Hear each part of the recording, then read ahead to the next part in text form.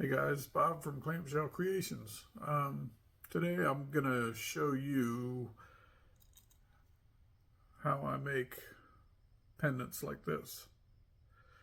I get asked all the time as far as, how I use my pattern wire and how to bend it, things like that. So I figured I'd do a video that shows from start to finish basically on my process, and that covers soldering, bending, polishing, total finish. So it's long, I'm not gonna lie, and probably a little boring here and there, but it is my process. And if you want to learn how to make some of these things like I do, then you gotta suffer through it. So enjoy it. Hopefully you'll get something out of it. Thanks for watching. All right guys, this is the stuff we're going to use to make this pendant today. I've got a really nice piece of malachite. I've got the bezel made already. I didn't want to bore you with that because you should know how to make a bezel. I've got this little triple moon that I've pressed from a shot plate. I'm going to put that on there, and then I've got some dead soft 24 gauge sterling silver that I've already stamped, and 16 gauge twisted jump ring, and then I've got some pattern wire that I'm going to use, kind of a braided look. So let's get started. All right, so I've got all my stuff here. What I like to do first is clean everything. I take my my silver, and I like to use these little emery boards. I get them from Rio Grande. They come in different grits. I mean, you can use sandpaper, whatever you got, but this is just the way I like to do things. Clean all the oils off and get it ready for soldering.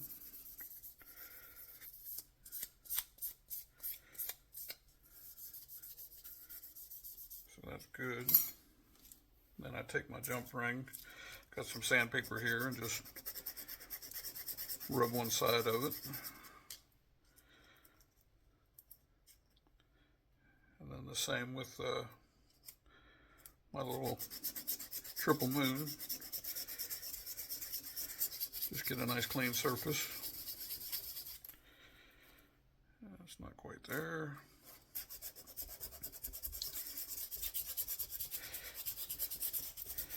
Because that's one of the big things when soldering, which you know already, that, everything should be nice and clean. That's pretty good.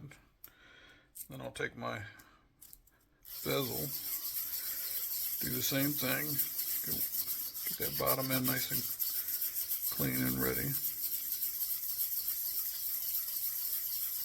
Plus it levels everything out. Almost.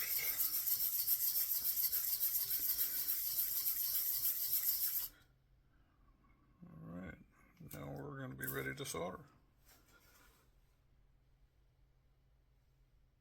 Alright, so we're about ready to solder. I've got my stuff together. I did cut some, I use wire solder, as I said in some of my other videos.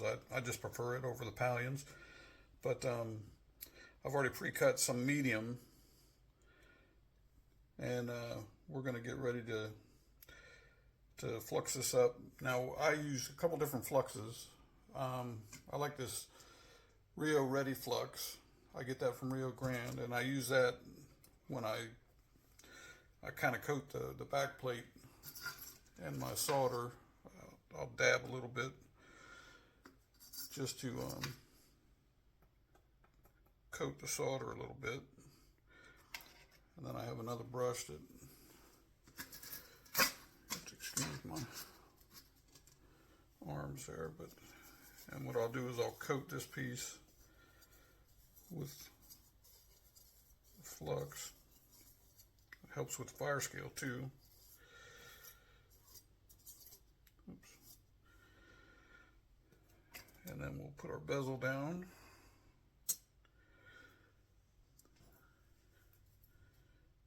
Centered up, get our little triple moon, and I've always eyeballed everything. I never measure, very rarely.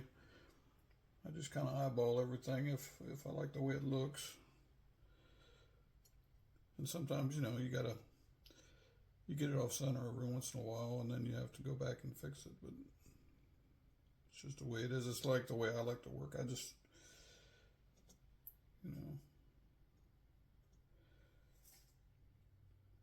feel like if it looks good with your eye, then it should be okay. It's not bad. Just want to make sure my moon pattern is side to side looking good.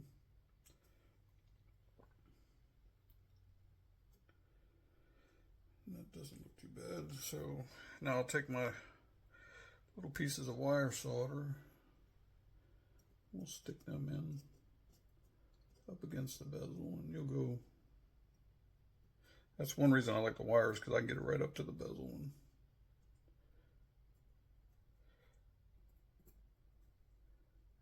I just find it easier, but you know, everybody's got their own thing.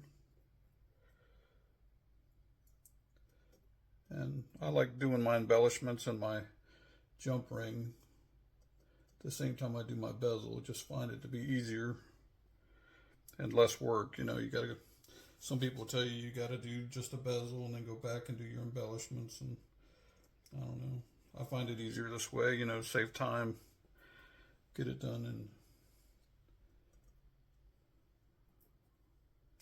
just a couple shots. But you know, and I'm moving it around, so I'll have to fix it. But I'll put a piece on my jump ring, one piece down here for the triple moon. Now that I moved it around, I've got to fix it. But and sometimes with this liquid flux, it'll, as you heat it up, it'll bubble and move things around. So there's nothing you can do about that, but just go back and try to fix it. All right. Pour off a little bit.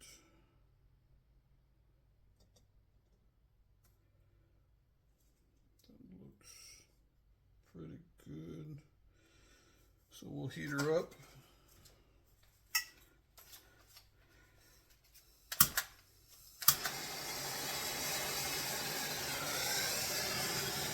And I like to start kind of slow, because it will bubble and it'll probably move.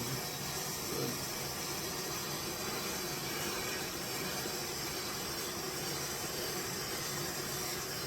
just try to get that flux to evaporate, or see it starting to bubble a little bit. And then you just back off.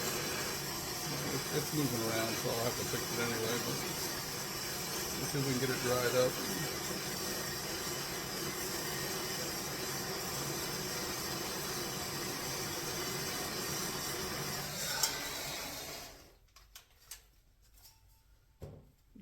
Dried up, we'll see if we can move things back where we want them, which the jump ring looks pretty good. It's just this triple moon, and they'll stick, so you got to work a little bit to get that sucker off. But there it goes. Didn't want to move my bezel though.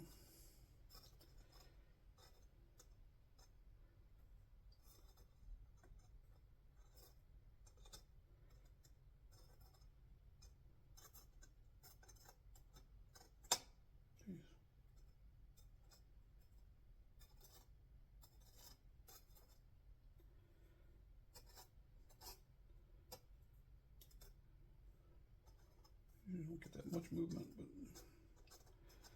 I would figure when I'm trying to film it, it's going to do it. But it is what it is. We all have to deal with what we got.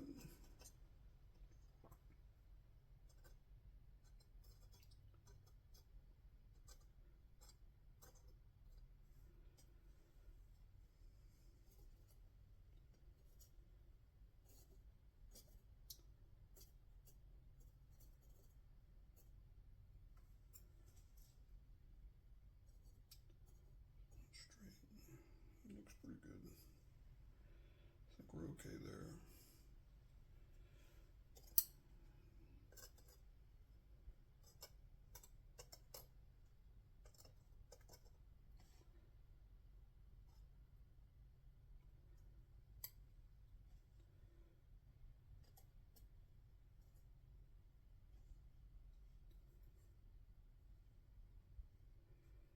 I think that's good. Looks okay. Heat her up.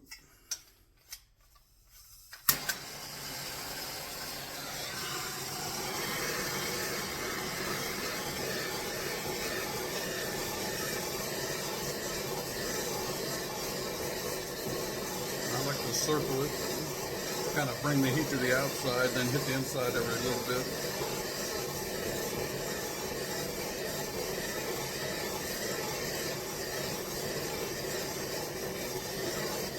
And once we get the solder to flow,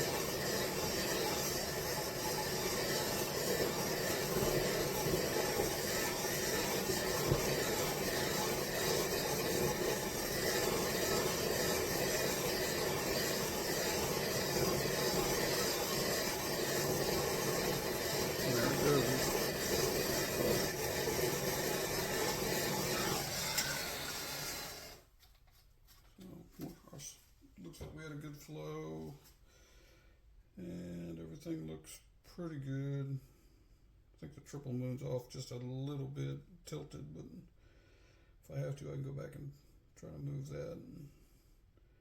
So now we'll throw it in the pickle pot. Okay, so now we're gonna start with our pattern wire. I did have to go back and fix my little triple moon. It was a little off.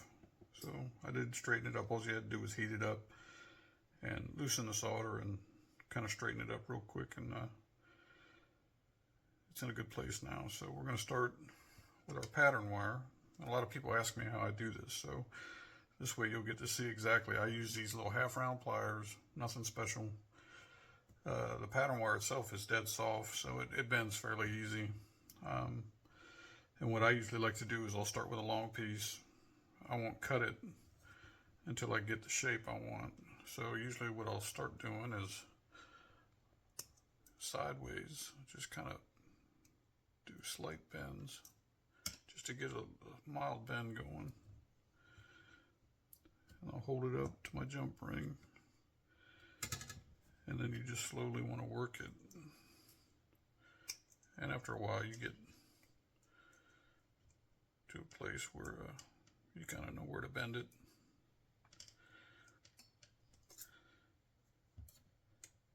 And it's okay if you go past. Sometimes I'll even go past. I'll get my bend going and then cut the piece where I want it. But it'll get wonky and it'll want to bend over. What I usually do is I'll put it on my bench block and pound it down and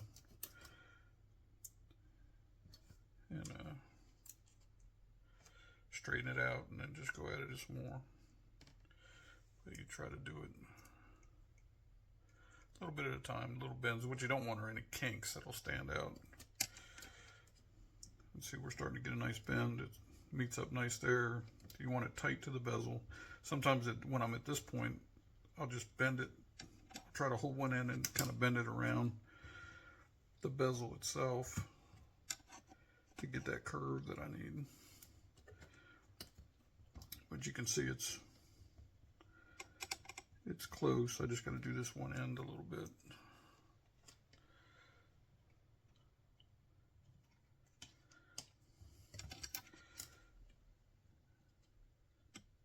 That's pretty close. Just a little bit more on the end here.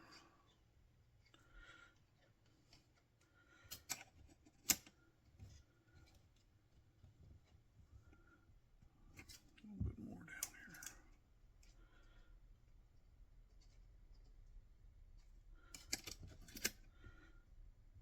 You can see that's getting pretty good. But it is a little wonky. It's kind of bent up on this corner here, so I want to get my bench block and pound that down. I'm not going to show you right here because I'm using I'd have to move the camera, but I'll pound that down real quick.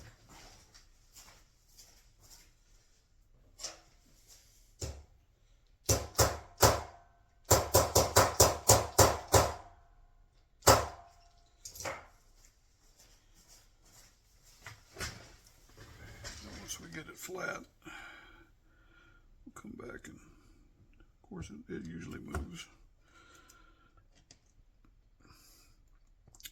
But you just want to take your time, and there's no hurry. Just take your time and do little by little. That way you get it the way you want it.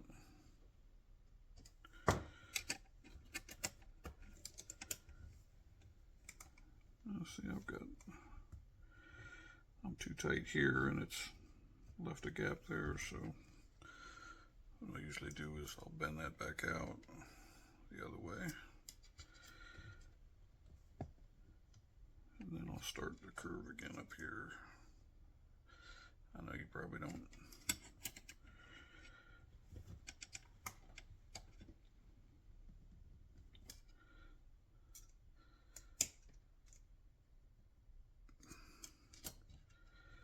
There we go, that's a lot better. So that's looking pretty good. A little bit at the top here. You just want it tight to the bezel. You know, if you don't want to, if you can help it have a gap at the bezel, because it'll show up when you do your finish. I mean, a little bit of gap's okay, but it's not, you know, nothing's ever perfect. But that's not too bad. Give it just a little bit more there.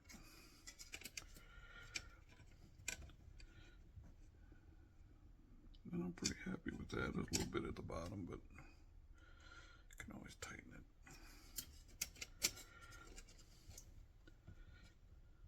Let's see, it was too much.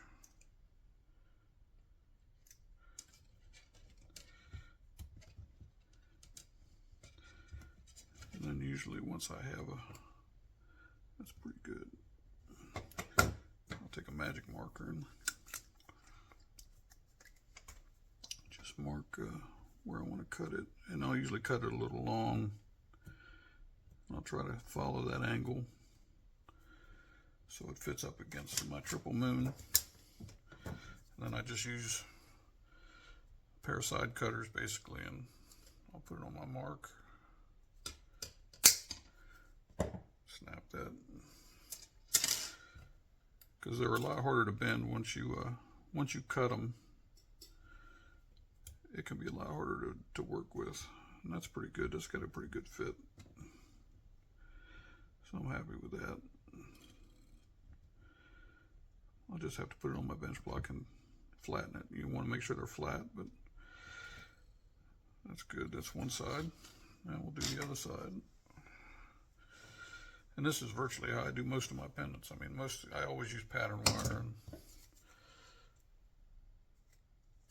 And I just think it adds a lot to the piece, and it gives it a nice look. You know, I'm surprised a lot of people don't use pattern wire as much. You know, they just go with a plain old bezel, and I think it's kind of drab. I mean, after a while, you know, it's nice to have some different looks, and there's so many versions of pattern wire. You know, the bigger stuff's a little harder to work with,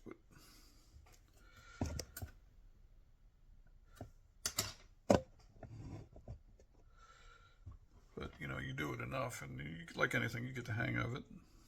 So, you know, about how to bend it and where to bend it, and it just takes practice. You know, but that's why I say you do little by little, and that's kind of what you want. Just little bites. And you see I'm getting that curve to round around. Then you just keep tightening it till you get that fit. But the biggest, you know, you want to keep it tight to the bezel. I keep saying that, but that's really what it's about. You know, if it's too far away, or it's gaps, or you have a big kink in your pattern wire, then it's going to show in the final piece. See, I'm almost there. I just got to tighten this little section down here. And I kind of like to work the curve. I mean, once you have it fit nice here, you don't want to mess with it. You just keep working this curve down here on this end, just a little tighten and tighten until you get it up where you want it. Because if you mess back here, sometimes it'll throw everything else off. So you just gotta work with it. And it's okay. Like, see how I'm letting this go over my jump ring? I can cut that back as long as I've got the curve I want. So, you know, you don't have to try to make it fit, you know, at that little length you want. See, I'm almost there now. So we'll just keep little bends. And that's pretty good. Well, we've got a gap there. Here we go. That's pretty good. Sorry, I'm not used to doing this with a camera watching me.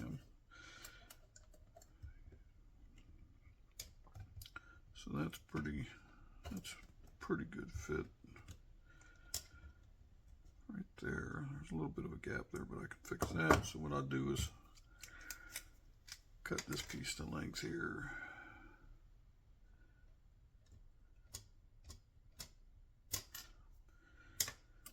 Again with my side cutters.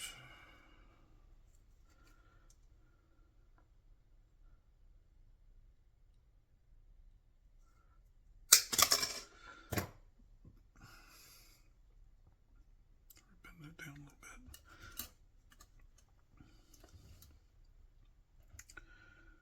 And we'll bend it a little bit more. I mean, it's just like anything, you got to work at it, and you know, it moves. So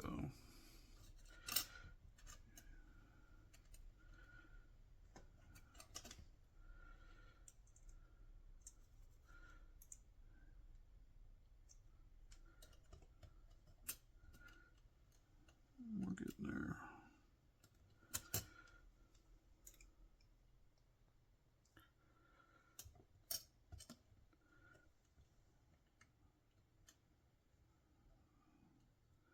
That's actually pretty good right there. It's fitting nice at the bottom. So now I can cut the top. I'll just put a little mark there next. We'll take that off.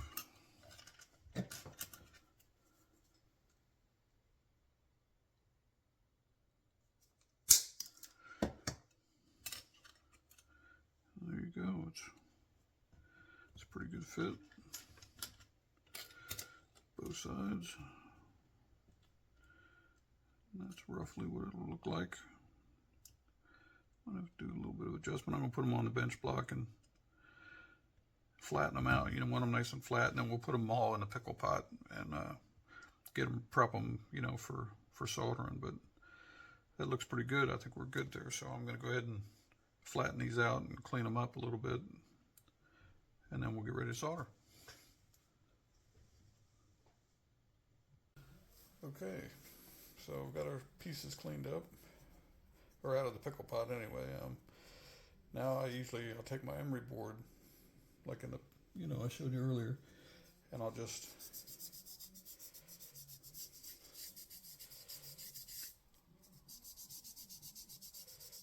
all around the bezel, especially tight to it, because that's where your pattern wire is going, and try to clean those up.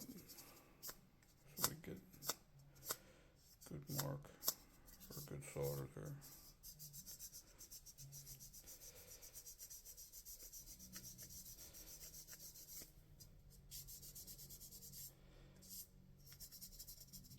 That's pretty good. To the other side.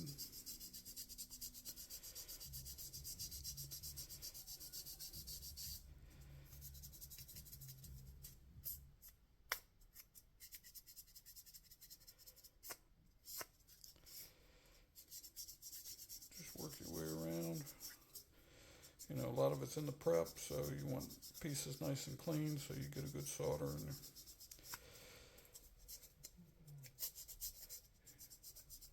It's mainly just where the pattern wire is going, so that's all we're really worried about.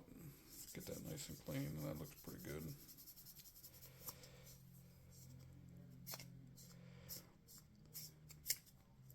So that looks good. Then we'll take our little bent pieces, and what I like to do is just go over the back of those with the same. Just kind of scuff them up and get them nice and clean. It's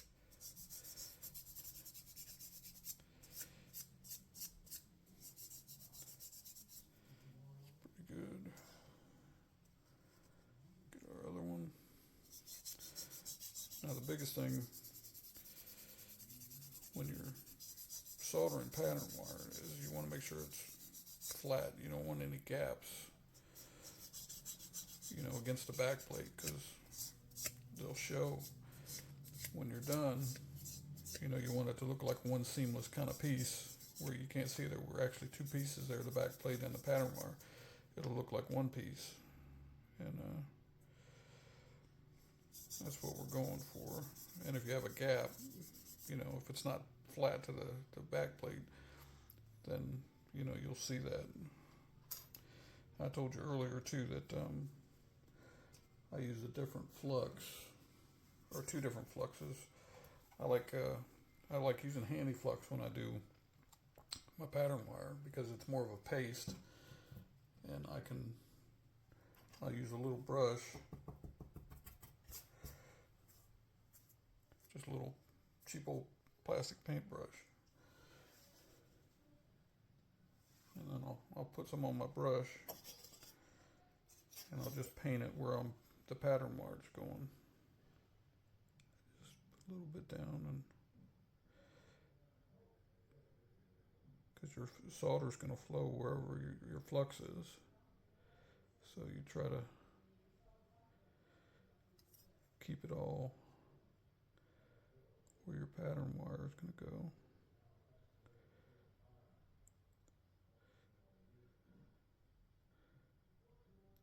That's all right.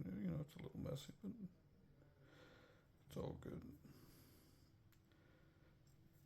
bit more up in here,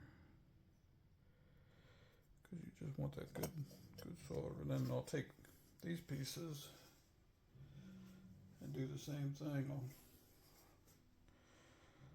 coat them and just try to stay to the back, and try not to get any on the front, because your solder will pull up on top of it if you get flux on the top of it.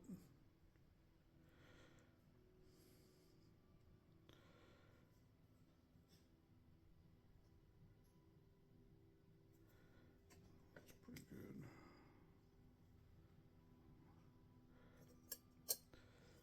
Put that down.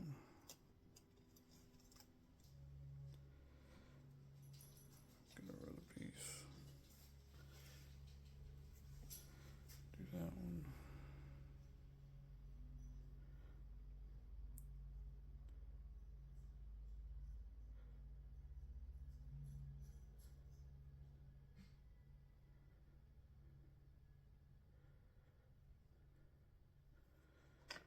Pretty good.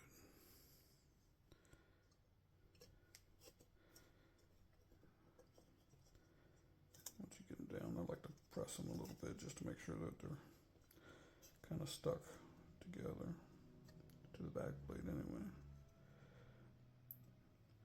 And with this kind of flux, they don't usually move like with the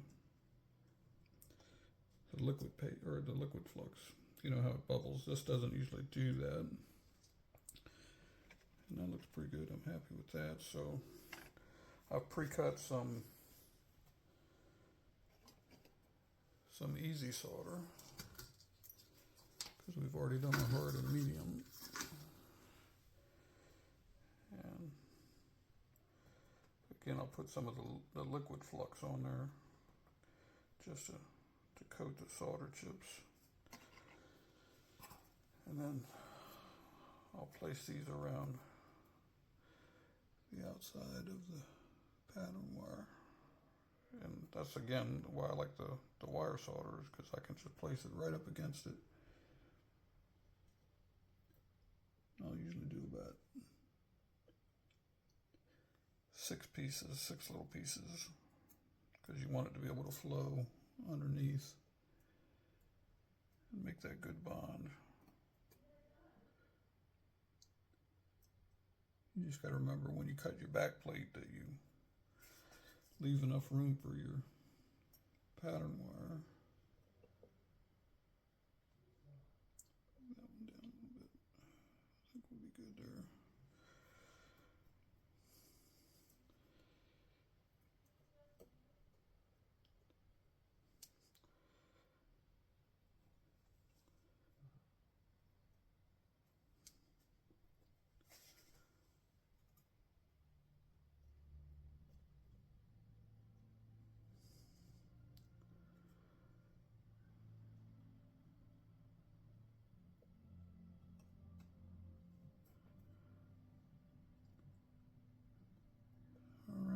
We should be good there. All looks good, so we'll heat her up and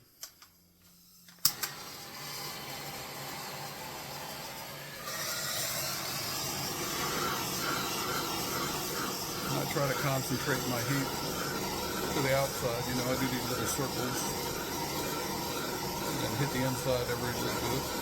You got to heat the whole thing for it to flow, which you already know. Do some nice slow circles.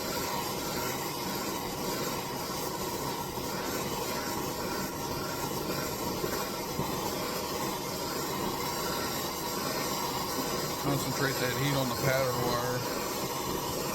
There it goes, it's starting to flow now.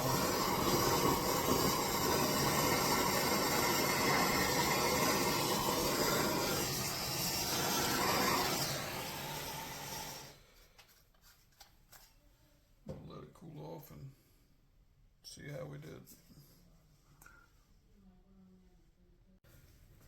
Okay, we got our piece cleaned up. Solder was pretty good, but there is a little gap. I got one little spot here that didn't quite get, it wasn't quite down, and that's what I was talking about earlier, is if it's not flat to the back plate, then you're going to get a little gap there, and then when you file all that, the rest of it looks good. It's nice and solid all the way around. So I'm kind of glad it happened, so I can show you what I do. And I go back to my handy flux.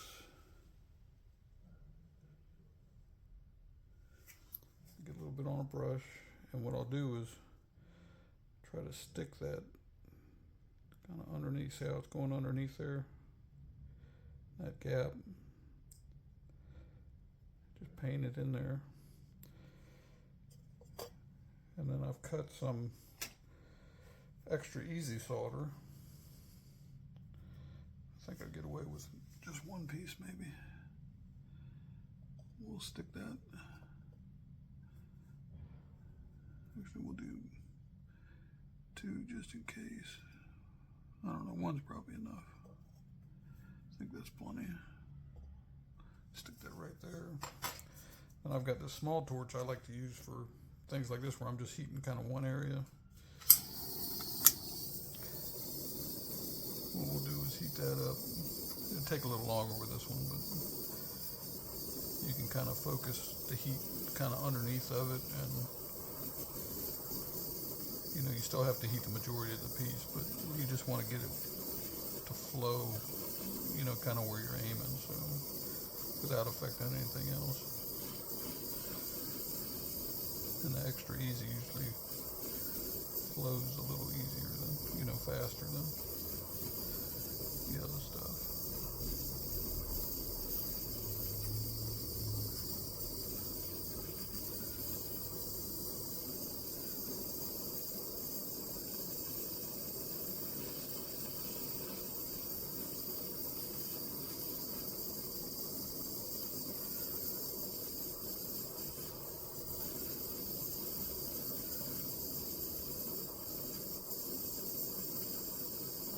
There it goes, and it flows. And we'll see what that looks like. Hopefully it's filled it up. Yeah, it looks like it's done the job. So we'll let that cool down, and we'll stick it back in the pickle pot and go from there. Okay, so we've got our pendant. It's all cleaned up. It looks pretty good. Got a nice bond all the way around, looks like. So usually what I do, I know a lot of people would go with a jeweler saw and cut around this. I don't do that.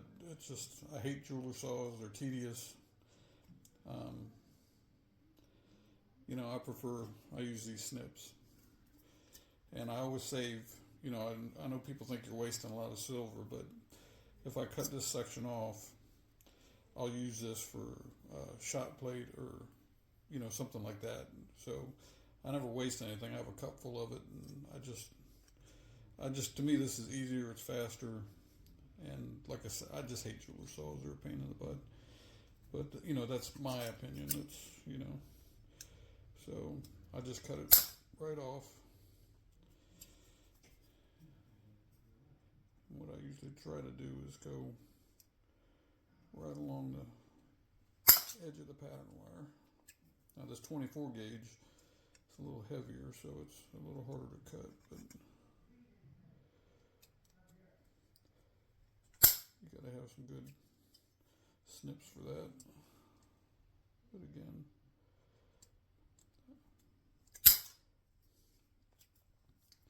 and then I'll just go around and cut the little sections that I need to cut. And again, this is the way I do things. I'm not saying it's right or wrong. I just, it's easier for me. I'm not telling you how to do it. It just, you do it the way you want to do it, but I find this is what works best for me. So now I've got the basic outline of my pendant, which you can see there. And what I'll do now is I'll start my file work.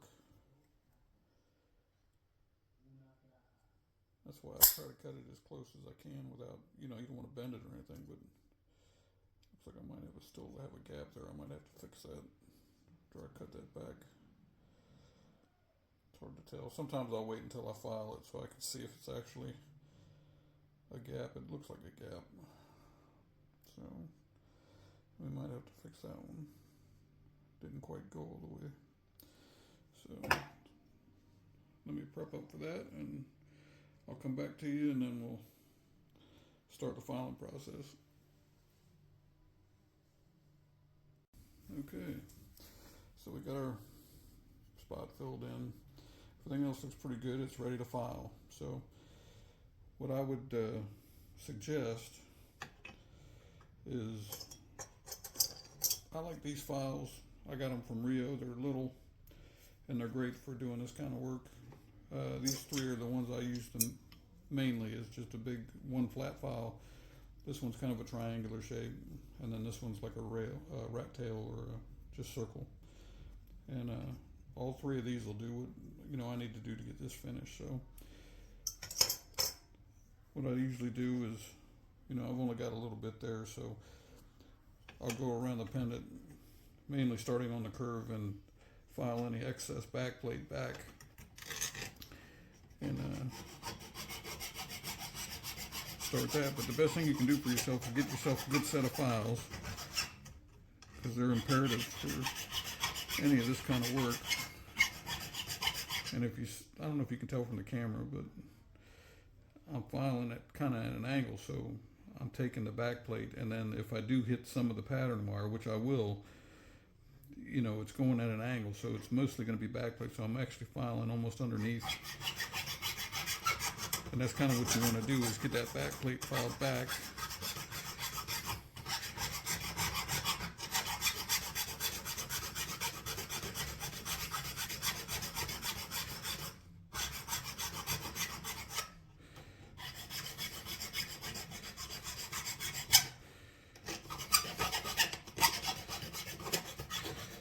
And then what I try to do is get right up to the pattern wire.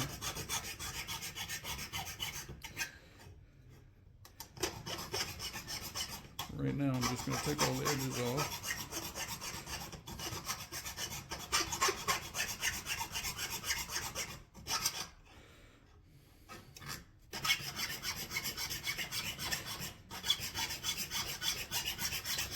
That's why I kind of like to stand when I do this kind of work. A lot of people say, well, how come, I use a roll top desk mainly as a jeweler's bench, and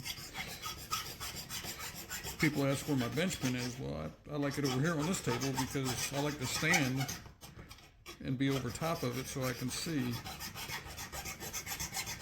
And that's just my preference. But I just prefer to stand when I file.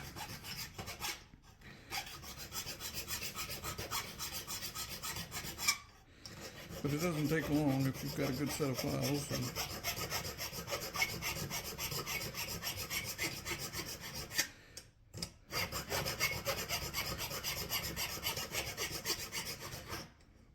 What I try to do is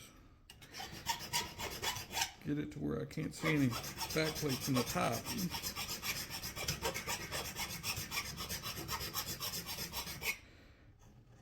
And then when I've got these sections here on either side of that, I'll use my triangular file and start in at an angle right in the middle, and then just I'll work from here to this corner till I get to that corner, and then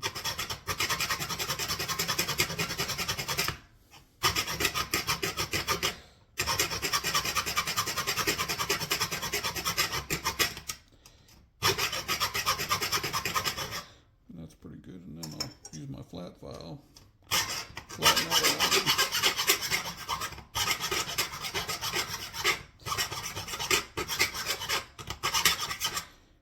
Same here, I just take that as well.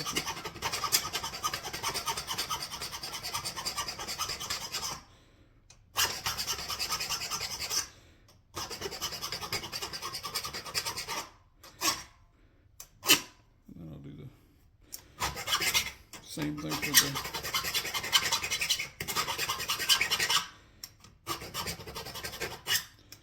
for the other side.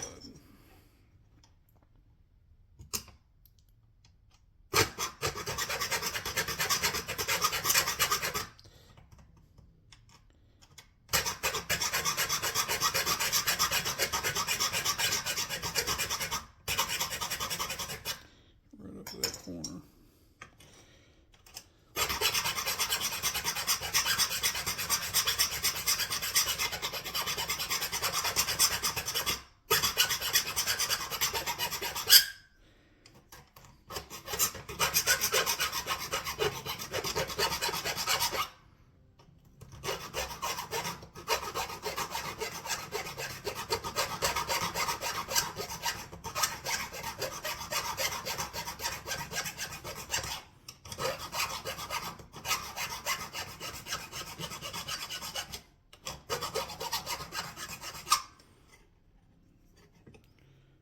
Take a look and see where we're at. I got a little bit more here to do.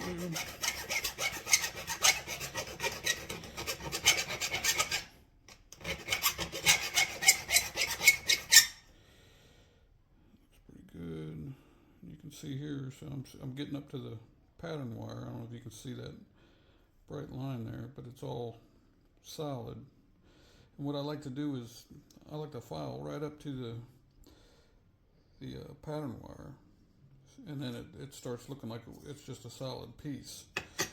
So I'll keep going until I get that look where I'm starting to hit the pattern wire. I'm getting that solid look.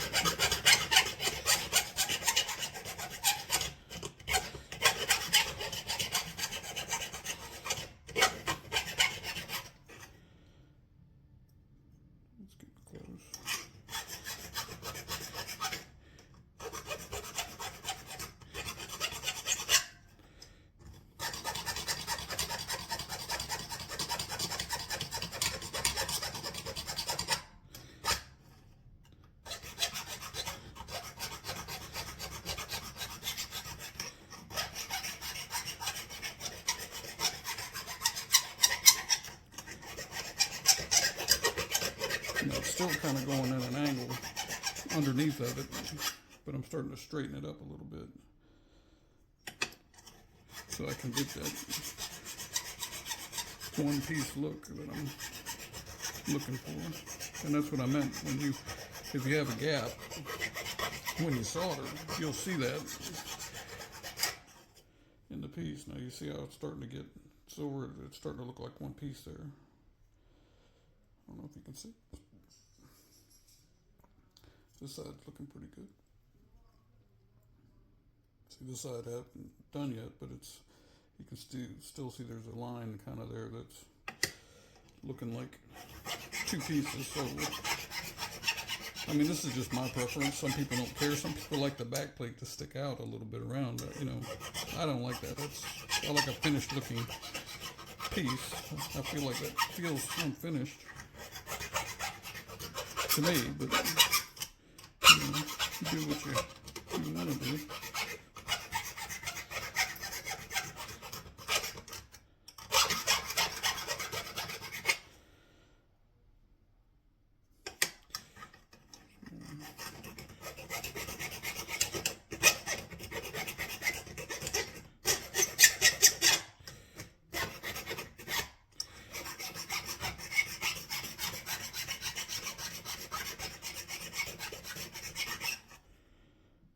Now we're starting to get that look.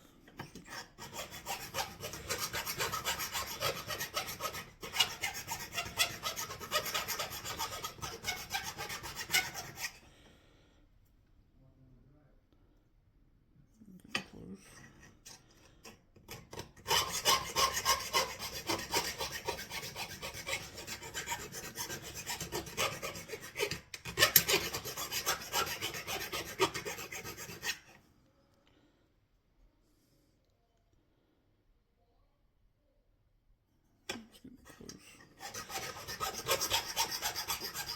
And sometimes you'll see like where I had that gap that I fixed.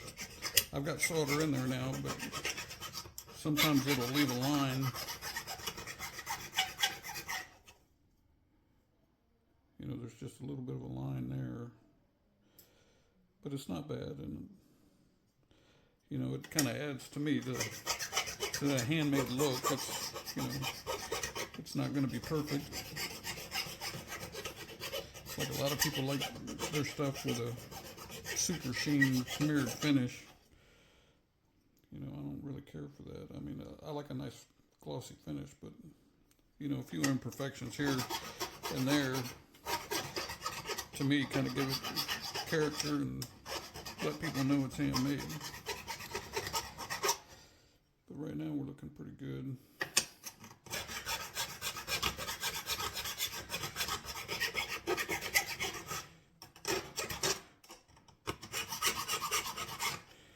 I'm getting fairly happy with that. Most of it looks pretty good. Now we'll do the hole. And that's basically just a drill. Grab that real quick.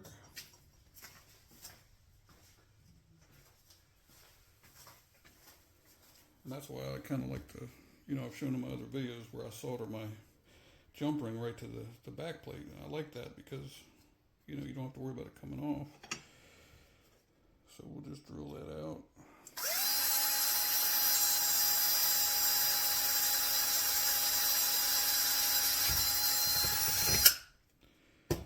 And then I'll take my little rat tail file.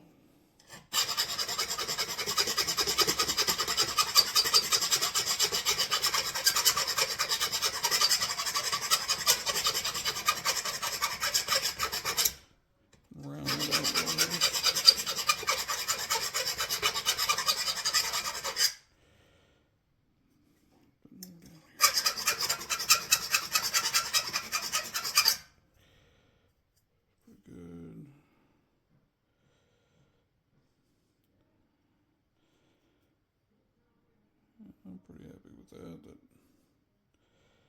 looks pretty good. So now we're going to be ready for finishing. So let me set up for that and I'll show you my process there. Okay, so we're ready to start the finishing. Now, almost all my pendants, or almost everything I make, this is all I use. I use these Deadco silicone wheels, kind of like the 3M. They're the same thing basically, but they come in different grits. The different colors are different grits. Like the white, I think, is a 200 or 250. I start with this. There's 6 of them that I use, and I work all the way up to more of a polish. So, but usually what I'll do is I'll start with the white one to get most of your scratches and preliminary stuff out, and then I'll work up to the blue one, which is a 400. I think it's 4 or 6. I can't remember, but I'll go up to the blue one, and then I'll apply my oxidizer. So this part will probably be a little boring for you, but this is my process, and I'm just trying to show you what I do. So I have a flex shaft, and if you can afford one, you should get one, because they're just, you need them. They're an important part of doing any kind of jewelry. So and they're so versatile. You can use them for so many different things. So anyway, I'll start, and usually I start with the bezel itself, and I'll go around that a few times, and then I'll go over the pattern wire, and then I'll clean up this edge that we did, you know, with a file. Try to get some of those marks. Now, some of these marks will stay there. I try to get most of them out, but again, to me, it adds to the authenticity of the piece, being handmade, you know, if it's got a few tool marks and this and that. So let's get started. But I'll work the bevel first.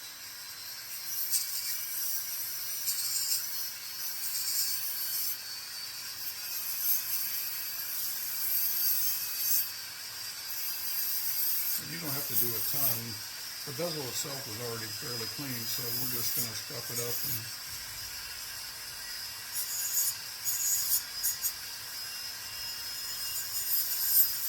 then I'll go over the pattern. Now you don't want to work it too much with this heavier grit because you can lose some of the detail, like the triple moon especially. I just want enough to clean it up a little bit, but you'll lose some of the detail in it if you spend too much time on it with this heavier grit. And so now I'll work this edge with the file marks. And what I like to do is go over it kind of flat like this first. And then I'll come back at an angle and try to get some of those tooth marks out. And then go flat again.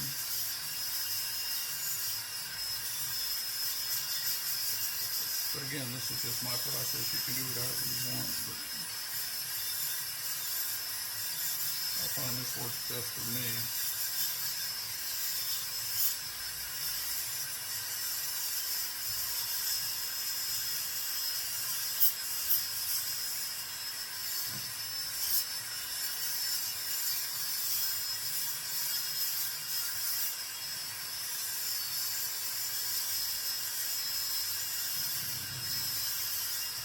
You can, and here you can kind of see, I don't know how well you can see that, but see how it looks like a solid piece now with the back plate and the pattern wire kind of come together and you've soldered that joint. So it's got a nice solid looking piece, and that's what you're kind of going for. You know, you want it to look like a solid piece of metal there. At least I do. That's, you know, every once in a while you'll get like a line. There's going to be one over here, I think, where that gap was, but you know, there's nothing wrong with that either, as long as the integrity of the piece is good. And like I said, a few imperfections are, I think, help. So, you know, I don't consider myself a perfectionist. I mean, I like things that look nice, but there's some people that, you know, it would drive them nuts. I'm not one of those people. I like my stuff to look handmade. But, you know, you want it to be nice. We'll do the other side.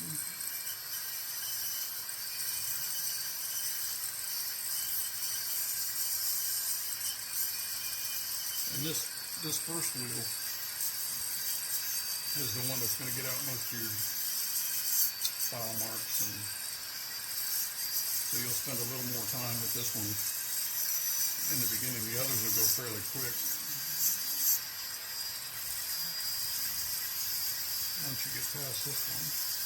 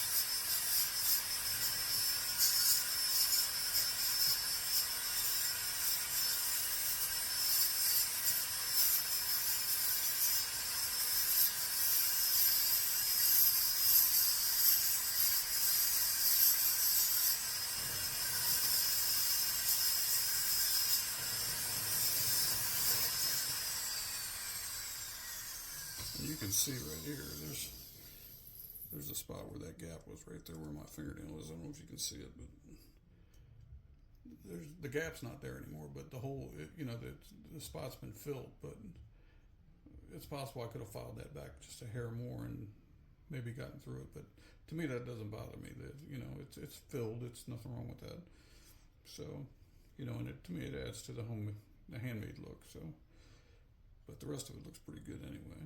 And our triple moon down here, it all looks like one piece with the back plate. And there's a few file marks left, but we're going to go over it some more with some other stuff. So we're pretty good. So then we'll just go over the back, get some of those scratches out. And again, I don't go for perfection.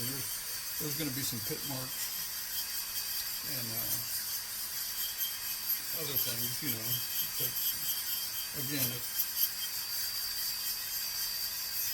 it doesn't bother me. I think it looks good. So, as long as I get the major scratches and things like that out.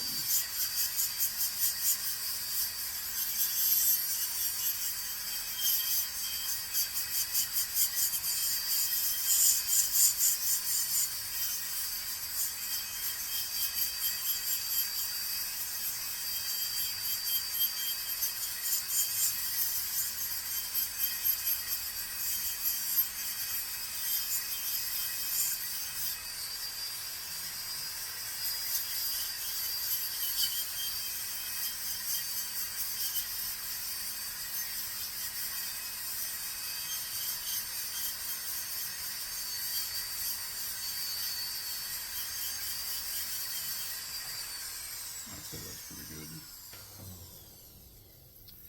Now you can kind of see what we're looking at. You get an idea how it's going to look. It looks pretty good. So I'm happy with that. So we'll move on to our next wheel, which is this brown one. It goes up a little bit as far as grit. So each time we get a little finer.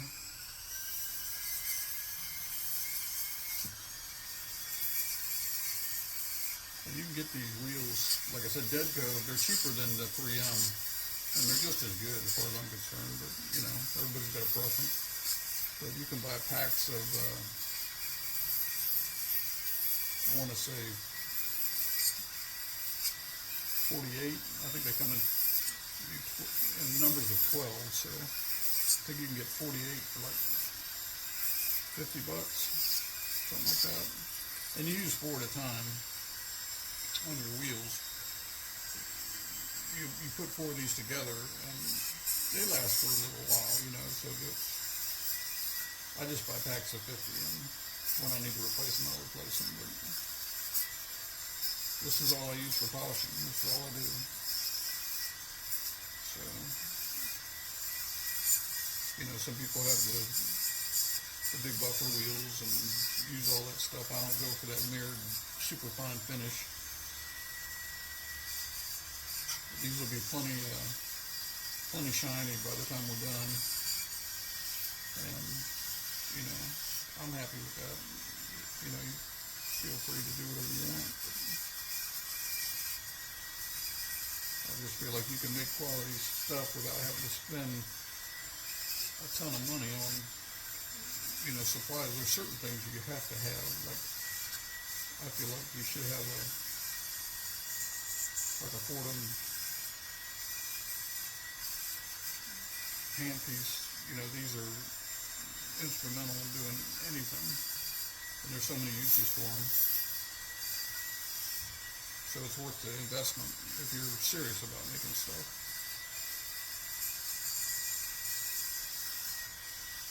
And then a good set of files, things like that you can spend money on. But people think you got to have tumblers and which a lot of this stuff I have, but I invest my money in the things I use the most, and I do a lot of shop plate work, so I invested more into like a heavier press, so I can get my embellishments made easier, and to me that's a good investment for me. because I use them on almost everything I do. And when you can make your own, out of scrap, it's hard to beat. So, but, I do have a tumbler. I rarely use it. Certain rings and things like that I'll throw in there, but usually my pendants, I like them, which is 90% of what I do with pendants. I'm satisfied with the finish I get from using these Bedco wheels. But to each his own, you can do what you like. And that's plenty for that wheel, so we'll move up to this one, the blue one, which is, I'll go over this piece with the blue one, and then we'll apply the oxidizer. I like to oxidize my pieces. It just brings out the details and your embellishments and in the pattern wire. It'll get in those nooks and crannies, and then we'll take most of that off with the same blue wheel.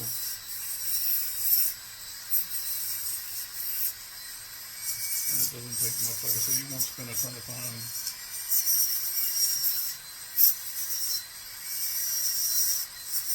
with each wheel.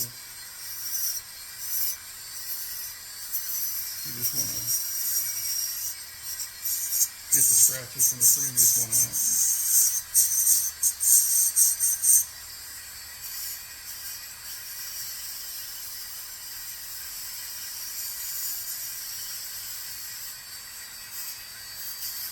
And like I said, I'm not going for every little teeny thing anyway.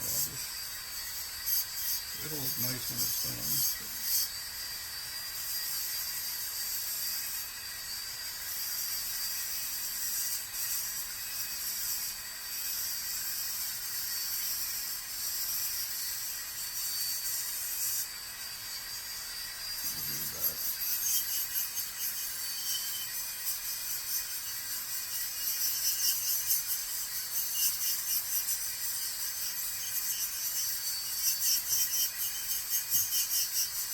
You can see each time we go over the different wheel, it's starting to get a little brighter and brighter. But there's certain things, like there's some pit marks and things like that will still be in there. And that doesn't bother me. Like I said, they're pretty minor, and I think it adds to the handmade look.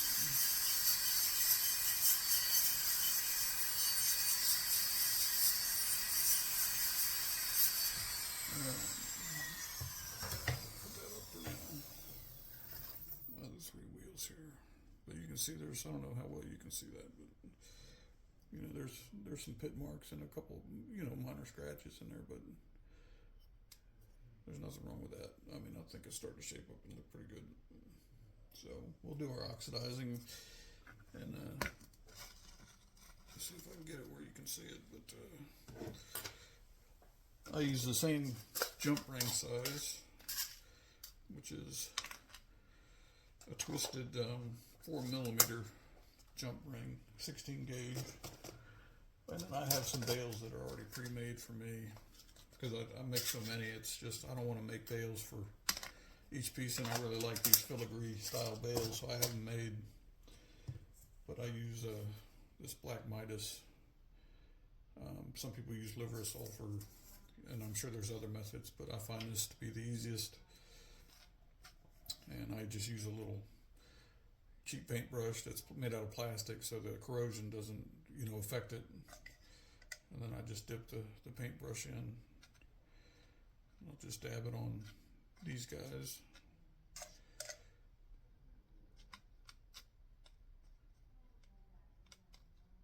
And you can do, it'll basically turn black, but most of this is going to come off in the next phase here, so I'll kind of let them do their thing, and I'll get the pendant started. And the same thing, I just brush it on. I'll start at the top, put a little bit on. These seams are you want to make sure you're getting that seam between the bezel and the pattern wire.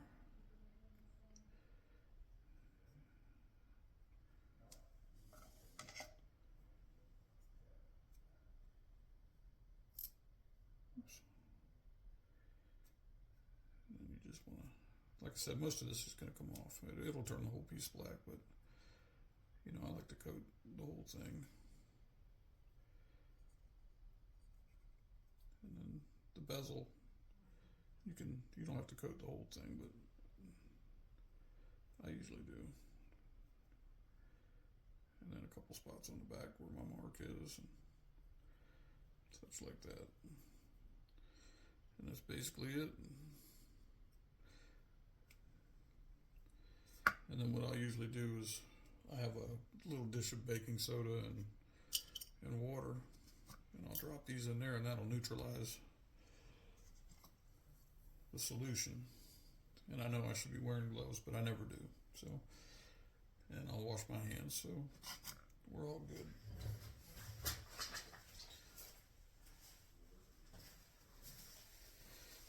And then once I get them out of the baking soda and water solution, I'll put them in some clean water to rinse them.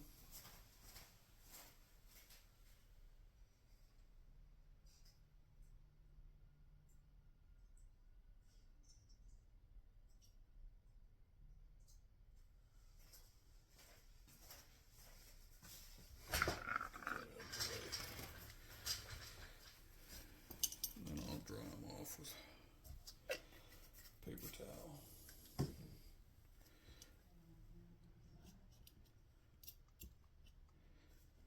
Now again, this is just my process. I'm not saying it's right or wrong, and there's always haters out there that think, you know, things are supposed to be done a certain way, and that's the only way.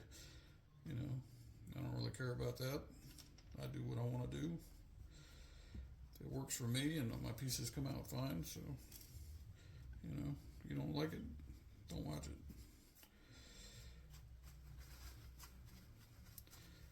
But, you know, I don't feel like there's always just one way to do things. There's plenty of other ways to do things. Just do what works for you. Alright, so we're pretty well coated. And you can see it's mostly black now. So what I'm going to do is go over this with that blue wheel again. I'll start with the bail. And like I said, most of it's going to come off anyway. But it'll have those shadows in the nooks and crannies, which is kind of what you want. That's what's giving you that antique-y look.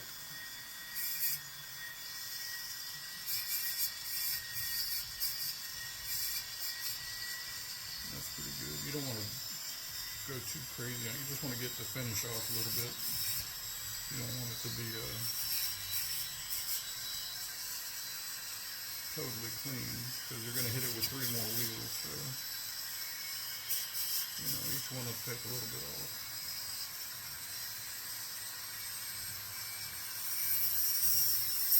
What I like to do is start with the bezel. You see, it's basically silver again. But you'll get those shadows in the corners.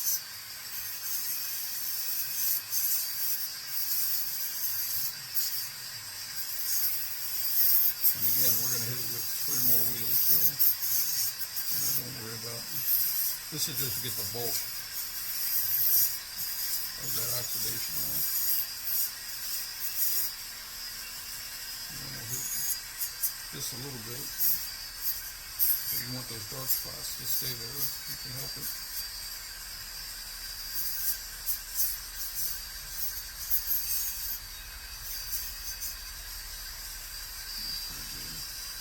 Then we'll get it all off the back.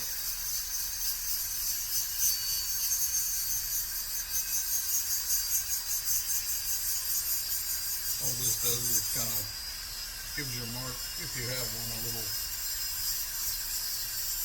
more definition. That black gets in there.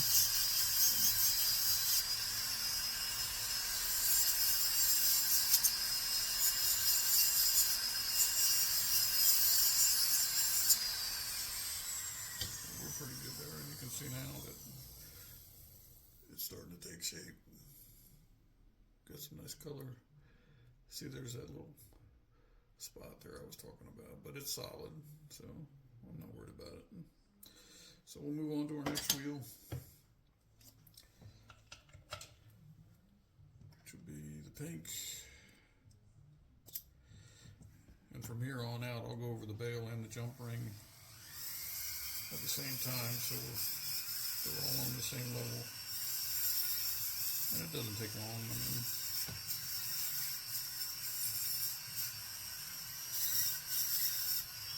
I know some of this is probably kind of boring, but I'm just more or less trying to show you my process. It's, you know, for those of you that are interested in doing some of the pendants that I make, or the process of making those, you'll have a pretty good idea, because I probably do more pendants, like I said, 90% of what I do are pendants, and every one of them is made almost the exact same way. So, you know, it shows you my pattern wire, which I get a lot of questions on that, on how to do it. So now you know.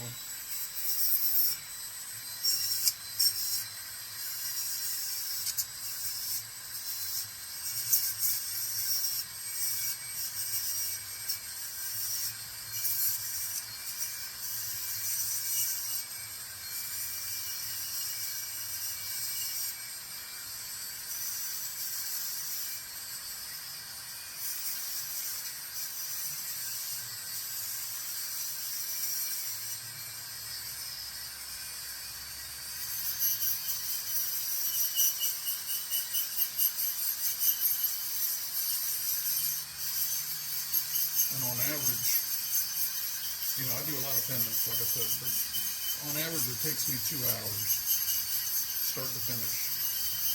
From, you know, that's doing the bezel, making the whole thing, to a final finished product in about 2 hours. You know, and I've done it so much, I've made hundreds of pendants. I've got it down to, you know, unless you run into an issue, but even then, I've dealt with almost everything when it comes to some kind of issue, so it still falls into that 2 hour window. So you can make something like this easily in 2 hours if you have the equipment and the will to do it. But, and that's not rushing either. I'm just, you know, that's just where I have it down to. So we'll hit it with the next one, which is kind of a pumice.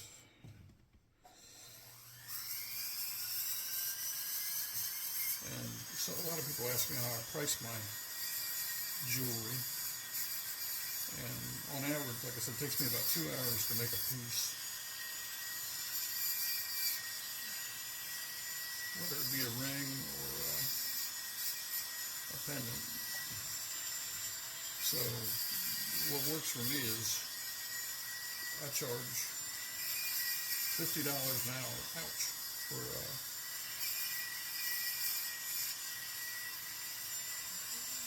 basically, and the price of the stone.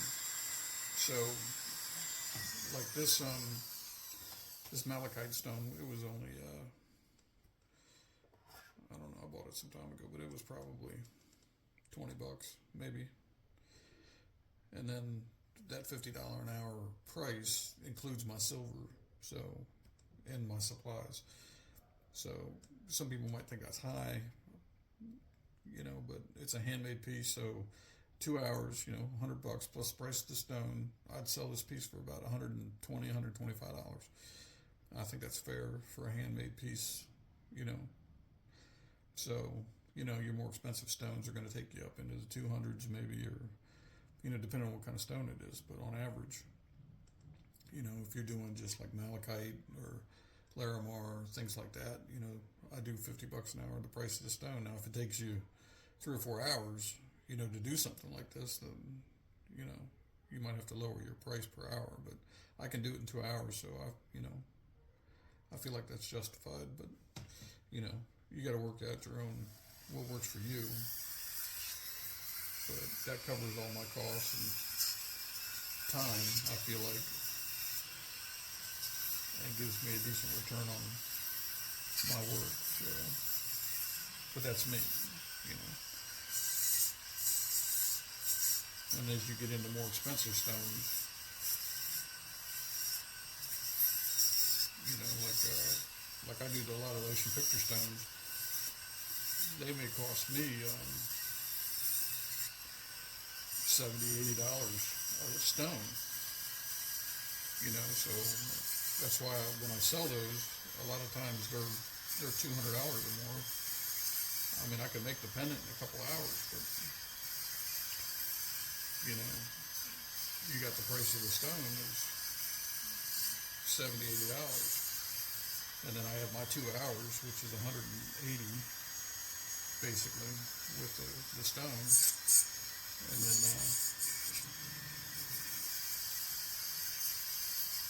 then depending on where you're selling it, I have a website which is clamshellcreations.com, but I do sell a lot of stuff on Etsy, and then you have to mark it up, you know, for their fees, which can be very high sometimes. So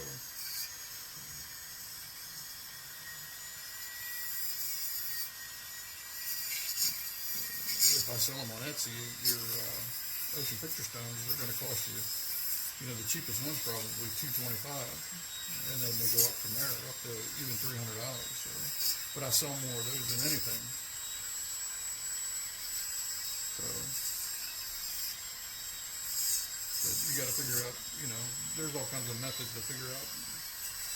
You know, there's people out there that'll tell you a mathematic version of what you should be charging, but you know, I feel like if it covers my costs and supplies and my time,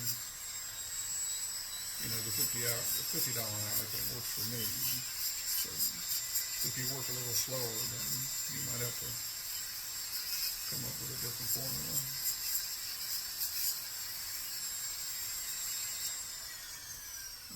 We're getting there. Got one more wheel, which is the main polish wheel,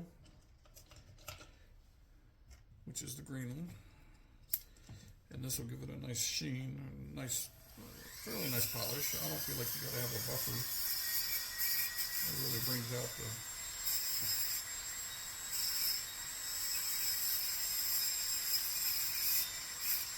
you get a nice shine off of these things. And they do have, you can buy finger protectors. I mean, I've been doing this for so long, I just, you know,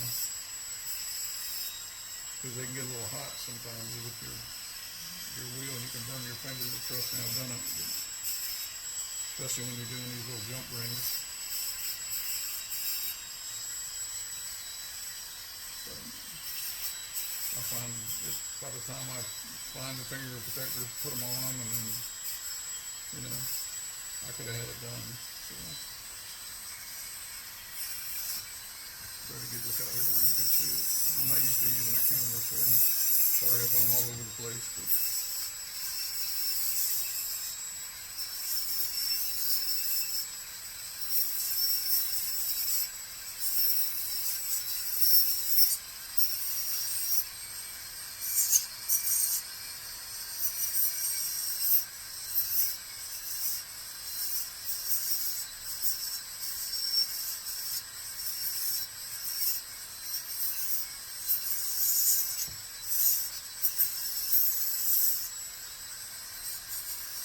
starting to get a nice shine now. Like I said, these little wheels, they do a good job. That's you know, polishing. A lot of people think you gotta have that big buffer, but I don't feel like you do. It's just, at least for me,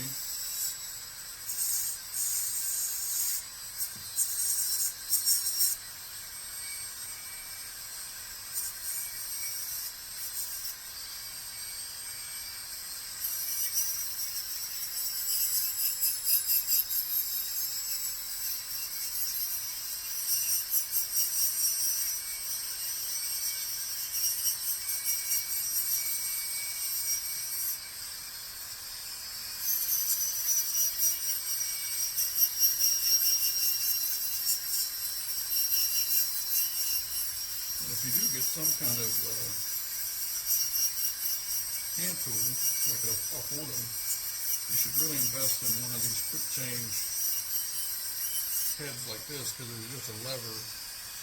You know, you pop the lever, and when you're doing these kind of wheels, when you have a key and chuck, you know, on the regular hand piece, it's just so time consuming to change these heads where you can just push a lever, pop it out, put a new one in. It's worth the investment to me. Again, you know, it saves time, which is what you want. Because the less time you have in a piece, the more money you're going to make on it.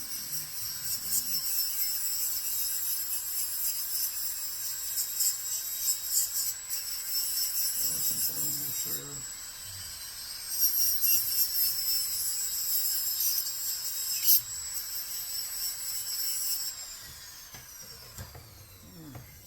So that looks pretty good, and you can see it's got a nice shine to it. Almost not a mirror finish, but it's darn close. It looks pretty good. And there's, like I said, there's some pit marks and pop marks. But what I do too is I'll get like the sunshine cloth, and then I'll take it and just rub it.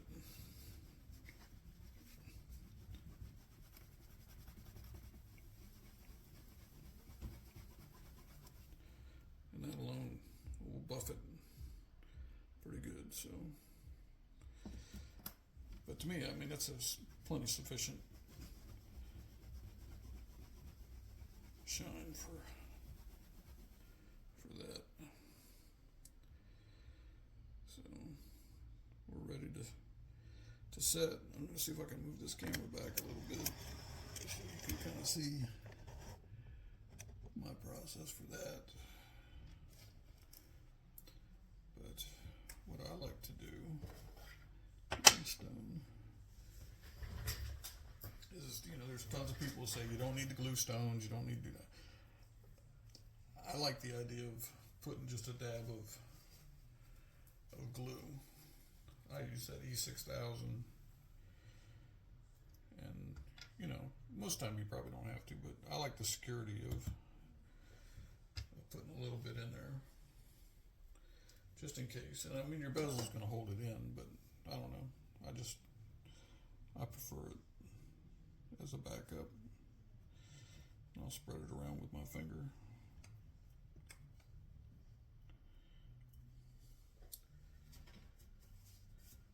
And then we'll put our stone in. What I usually like to do is kind of push it at the top. Oops. And then push the bottom in if I can. Because malachite can break. It is.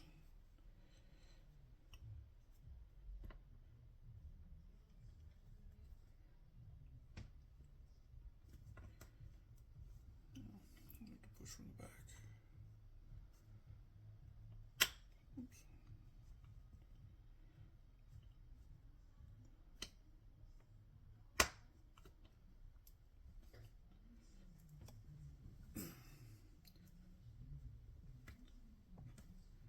Well,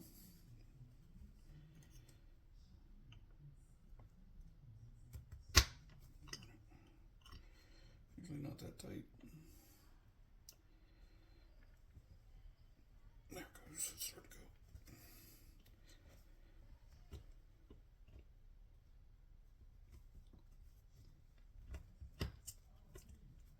It was going.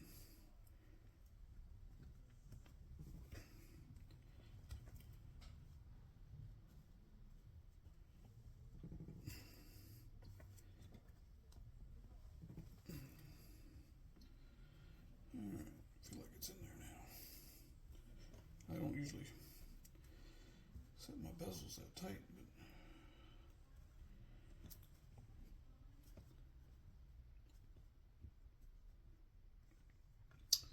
and then you want to invest in some decent burnishing tools. You know, you have a kind of a rocker, and then I have a whole set of different length burnishing tools with different angles. These two are probably the ones I use the most. So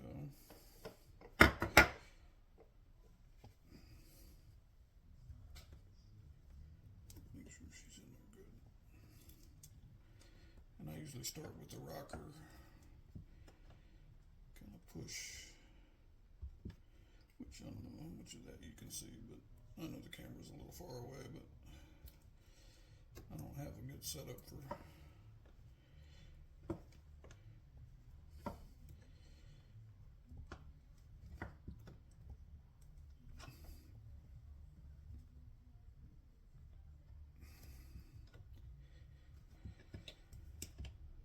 around it with the rocker usually.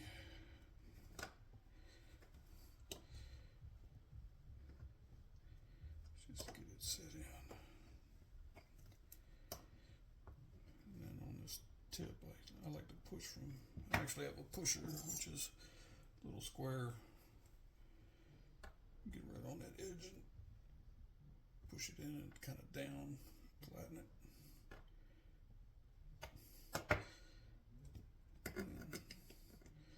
That way you don't fold it over.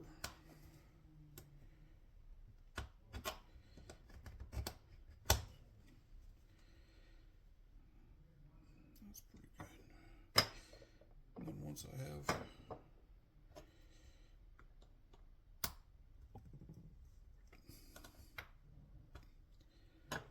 it set, I'll go over it with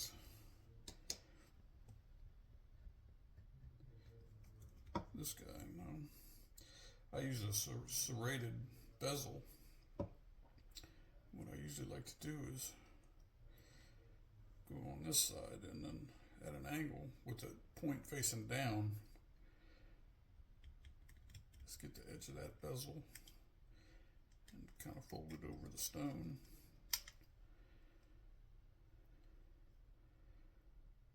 Try to do that on both sides here.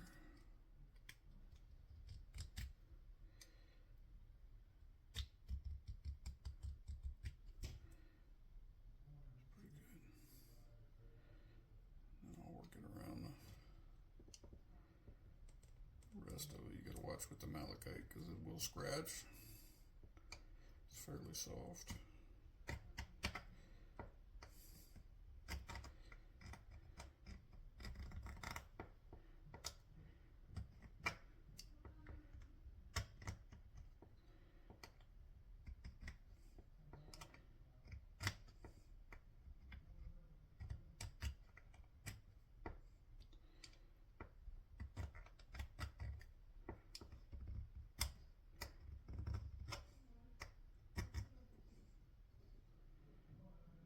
Looks pretty good.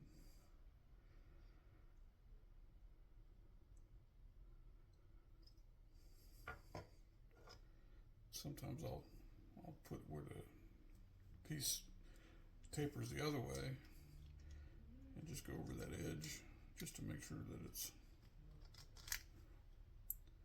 down against the stone. Everybody's got their own way of doing things, but you know, I find it works pretty good. And it keeps the tool off the stone itself. But I'm happy with that, it looks pretty good. So what we'll do now is the stone's in, we'll give it a little buff.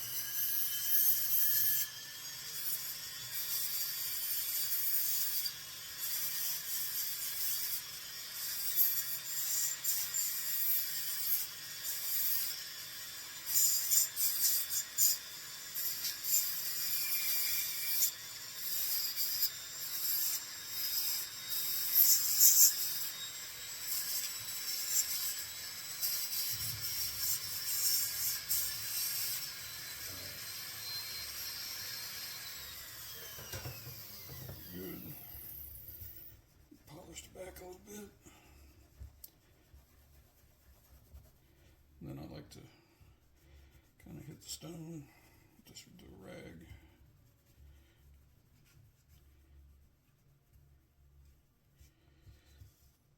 And then we'll put our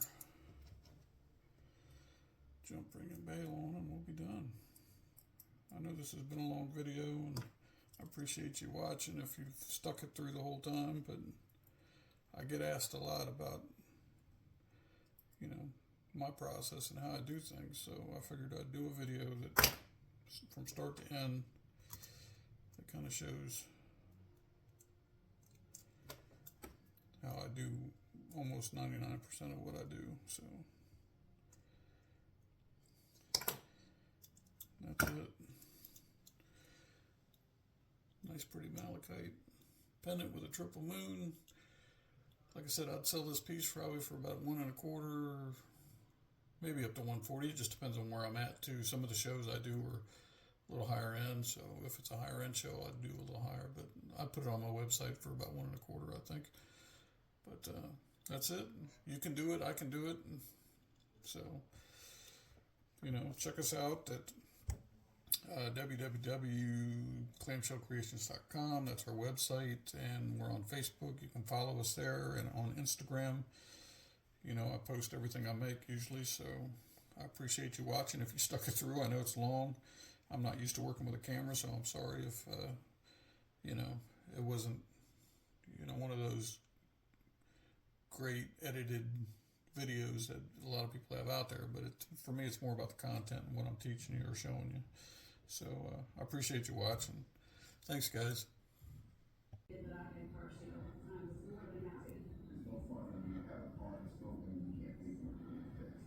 how Car Shield works. When your car needs repair, you take it to your favorite mechanic or even your dealer, and Car Shield gets them paid directly.